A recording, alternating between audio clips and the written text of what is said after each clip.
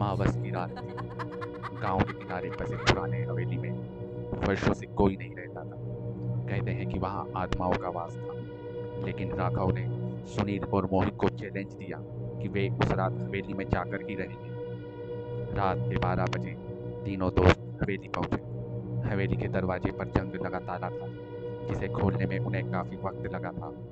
अंदर का माहौल भयंकर सन्नाटे से भरा था। दीवारों पर मकड़ी के जाले और फर्श पर धूल की मोटी परत थी। उन्होंने अपने टार्च जलाए और धीरे धीरे अंदर बढ़े। तीनों ने एक बड़ा हाथ देखा और वहां बैठ गए। सुनील ने हिम्मत जुटाकर कहानियों का सिलसिला शुरू किया। अचानक हाल के एक कोने से खटपट की आवाज आई।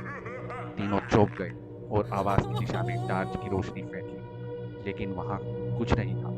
तीनों ने इसे हवा का झोंका मानकर नजरअंदाज कर दिया।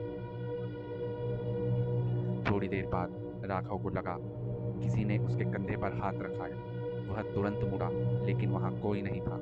अब सबके चेहरे पर डर साफ झलकने लगा था। तभी मोहित की नजर हाल की खिड़की पर पड़ी। खिड़की के बाहर एक साया दिखा, लेकिन जब उसने ध्यान से देखा तो वह गायब हो गया। सुनील ने सलाह दी कि अब हमें यहाँ से निकल जाना चाहिए। जब वे दरवाजे की ओर बढ़ने लगे तो दरवाजा जोर से बंद हो गया। हवेली के अंदर एक भयानक चीख गूंजी। सबके दिल की धड़कनें तेज हो गईं। रात भर के संघर्ष के बाद सुबह होने पर गांव वाले जब हवेली पहुंचे तो देखा कि तीनों दोस्त हवेली के बाहर बेहोश पड़े हैं। होश आने पर तीनों ने कसम खाई कि कभी भी उस हवेली के पास नहीं जाएंगे। कहते हैं उस रात हवेली में एक अदृश्य अतिथि था, जिसने उन्हें सबक सिखाया था। ऐसी और स्टोरी देखने के लिए चैनल को अभी लाइक सब्सक्राइब करके शेयर करें।